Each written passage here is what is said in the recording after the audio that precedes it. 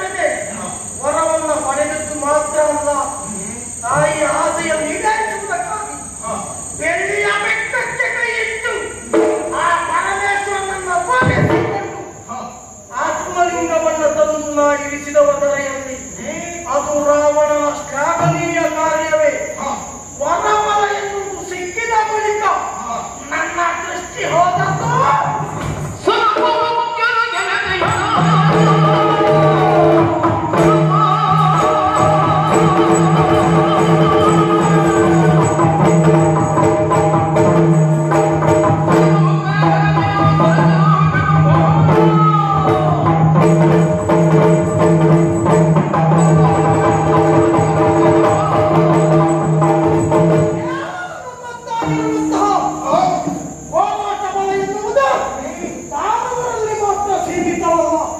ನಾವು ಬೆಳೆಯಬೇಕು, ಬದುಕಬೇಕು ಅಂತಿದ್ರೆ ನಮ್ಮ ನಿರೀಕ್ಷೆ ದೇವಲೋಕದತ್ತ.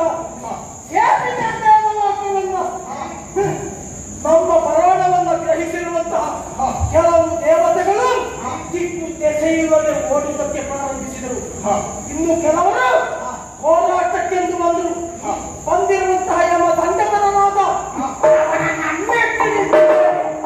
ಇಂದ್ರ ವಜ್ರಾಯುಧವನ್ನು ಧರಿಸಿ ಬಂದ ನಮ್ಮಲ್ಲಿರುವ ಚಂದ್ರಹಾಸದ ಬಲಕ್ಕೆ ಓಡುವುದಕ್ಕೆ ಪ್ರಾರಂಭಿಸಿದ. ಆ ಬಳಿಕ ನಮ್ಮ ದಿಕ್ಪಾಲಕರೆಲ್ಲರನ್ನು ಒಗ್ಗೂಡಿಸಿಕೊಂಡು ಲಂಕೆಗೆ ಕರೆತಂದವ. ನೋಡ ನೋಡ ನೋಡ, ಆ ಕಡೆಯಲ್ಲಿ ಬ್ರಹ್ಮ ಪಂಚಾಂಗ ಓದುತ್ತಾ ಇದ್ದಾನೆ. ಈ ಕಡೆ ನೋಡ ವರುಣ, ನಾವು ಮಳೆ ಬೇಕು ಅಂದಾಗ ಮಾತ್ರ ಬರಿಸಬೇಕು. ನಾವಿವತ್ತು ಬರ್ತೇನೆ, ಮಳೆ ಬರಬಾರ್ದು ಅಂತ ಬರಬಾರ್ದು. ನಿನ್ನೆ ಬರುವುದಿಲ್ಲ ಅಂತಾದ್ರೆ ಮಳೆ ಬರ್ತಿತ್ತು. ಈ ರೀತಿಯ ವಾತಾವರಣವನ್ನು ಸೃಷ್ಟಿಸಿ ನಮ್ಮ ಅಜ್ಜಾಧಾರಕವನ್ನು ಇನ್ನೂ ವಾಯು ನಾವು ಬೀಸುವಂದಾಗ ಬೀಸಬೇಕು, ಅಲ್ಲದಿದ್ದರೆ ಬೇಡ. ಆ ರೀತಿಯಲ್ಲಿ ದೇವತೆಗಳನ್ನು ನಮ್ಮ ಅಂಕೆಯಲ್ಲಿ ಇರಿಸಿಕೊಂಡು ನಮ್ಮದಾದಂತಹ ಕಾರ್ಯಭಾರವನ್ನ ನಡೆಸಿದವರು ನಾವು. ಕೇವಲ ಲಂಕೆಯ ದೇವಲೋಕವು ಇರಿಸಿಕೊಂಡು ನಮ್ಮದಾದಂತಹ ಕಾರ್ಯಭಾರವನ್ನ ನಡೆಸಿದವರು ನಾವು. ಕೇವಲ ಲಂಕೆಯ ದೇವಲೋಕವು ನಾಗಲೋಕವು ಎಲ್ಲವನ್ನು ಜಯಿಸಿ ತ್ರಿಭುವನ ದಂಡನ ರಾವಣನೆನಿಸಿಕೊಂಡವ.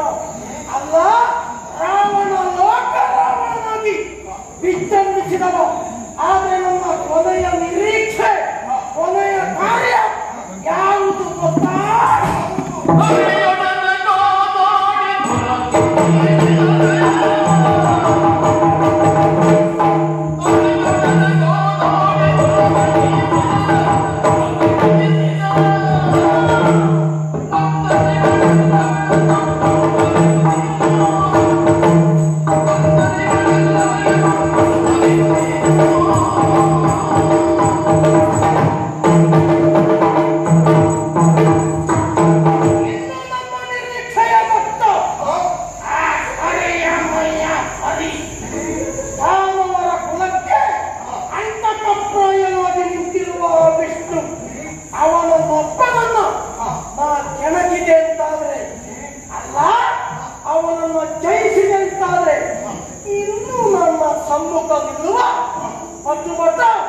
ಮತ್ತೊಬ್ಬನಿಲ್ಲ. ಆದರೆ ಅದಕ್ಕೆಲ್ಲ ಕಾಲ ಕಾಯಬೇಕು. ಯಾಕೆ ಗೊತ್ತಾ? ಆದಿ ದೈತ್ಯರೆನಿಸಿಕೊಂಡಿರುವಂತಹ ಹಿರಣ್ಯಕಶಪು, ಆ ಹಿರಣ್ಯಕಶಪು ಮಹಾವಿಷ್ಣುವನ್ನು ಹುಡುಕಬೇಕೆಂಬ ಕಾರಣಕ್ಕಾಗಿ ವೈಕುಂಠವನ್ನು ಸೇರಿದ್ರೆ ಆ ಕಳ್ಳ ಕರಿಯ ತಾನೇ ಮರೆಸಿಕೊಂಡಿದ್ದನಂತೆ. ದಶಕಂಠನು ಸಹಿತ ಅವನ ಸಮ್ಮುಖ ಹೋರಾಟಕ್ಕೆ ವೈಕುಂಠಕ್ಕೆ ಹೋದ್ರೆ ಅವನು ನಿಲ್ಲುವುದಕ್ಕೆ ಸಾಧ್ಯವೂ ಇಲ್ಲ. ಆ ಕಾರಣಕ್ಕಾಗಿ ಅವನನ್ನ ಸಾಧಿಸಿ ಅವನೊಬ್ಬರನ್ನ ಗೆದ್ದಿದ್ದಾರೆ. ನಾನು ಹೋರಾಟದ ಬಳಿ ಮುಗಿದೇ ಹೋಯಿತು.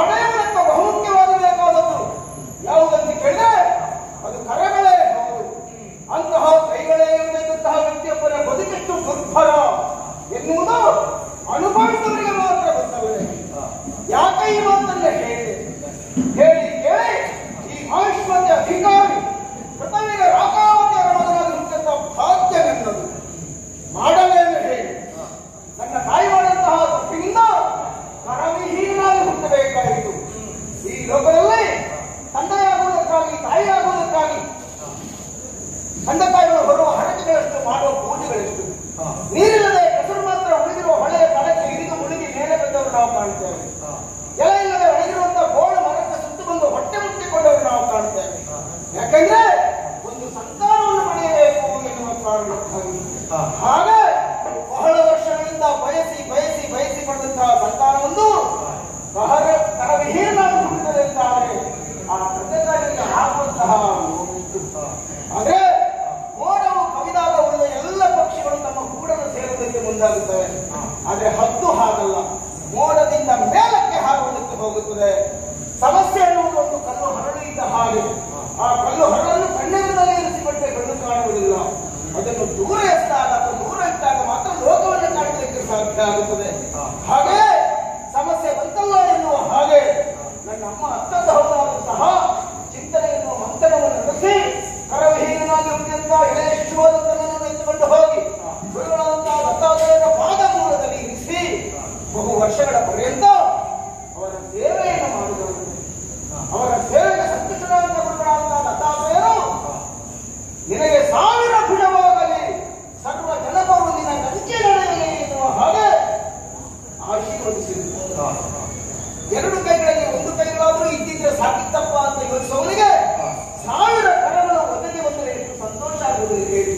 ಅದರಲ್ಲೂ ಯುದ್ಧ ಕ್ಷೇತ್ರದಲ್ಲಿ ಕಡಿದರು ಮತ್ತೆ ಮತ್ತೆ ಮತ್ತೆ ಮತ್ತೆ ಚಿಗುರಡೆಯುವಂತಹ 1000 ಕರಗಳನ್ನು ಹೊಂದಿದ ಭಾಗ್ಯವಂತನ ನಾವೇ. ಆ ಬಳಿಕ ದತ್ತಾತ್ರೇಯರೇ ನನಗೆ ಸಕಲ ವಿದ್ಯೋಪದೇಶವನ್ನು ಮಾಡಿದರು. ಮಗನೇ, ಯಾವ ಕಾಲಕ್ಕೂ ಬ್ರಹ್ಮೋಪದೇಶವನ್ನು ಸಂತೋಷ ಆಗುವುದಿಲ್ಲ ಹೇಳಿ. ಅದರಲ್ಲೂ ಯುದ್ಧ ಕ್ಷೇತ್ರದಲ್ಲಿ ಕಡಿದರು ಮತ್ತೆ ಮತ್ತೆ ಮತ್ತೆ ಮತ್ತೆ ಚಿಗುರಡೆಯುವಂತಹ 1000 ಕರಗಳನ್ನು ಹೊಂದಿದ ಭಾಗ್ಯವಂತನ ನಾವೇ. ಆ ಬಳಿಕ ದತ್ತಾತ್ರೇಯರೇ ನನಗೆ ಸಕಲ ವಿದ್ಯೋಪದೇಶವನ್ನು ಮಾಡಿದರು. ಮಗನೇ, ಯಾವ ಕಾಲಕ್ಕೂ ಬ್ರಹ್ಮೋಪದೇಶವನ್ನು ಕಟ್ಟಿಕೊಳ್ಳಬೇಡ. ವೀರ್ಯಾರ್ಜುನನಾಗಿ ಲೋಕದಲ್ಲಿ ಚಕ್ರವರ್ತಿಯಾಗಿ ಪ್ರಖ್ಯಾತನಾಗಬಾರದೆನ್ನುವ ಹಾಗೆ ಆಶೀರ್ವದಿಸಿದರು. ಗುರುಗಳಿಂದ ಸಕಲ ವಿದ್ಯೋಪದೇಶವನ್ನು ಪಡೆದಂತಹ ಅಡವನಿಗೆ ಬಂದೆ. ಸಂತುಷ್ಟರಾದಂತಹ ತಂದೆ ತಾಯಿಗಳು ನನಗೆ ವಿವಾಹಿಸುವಂತ ಅಧಿಕಾರವನ್ನು ಕೊಟ್ಟು ಮಾನಕೃಷ್ಣಾಶ್ರಮವನ್ನು ಸೇರಿಕೊಂಡರು. ಬಟ್ಟೆ ಏರಿದ ಬಳಿಕ ನಾನು ಕೈಗೊಳ್ಳುತ್ತಾ ಇದ್ದ ಕಾರ್ಯ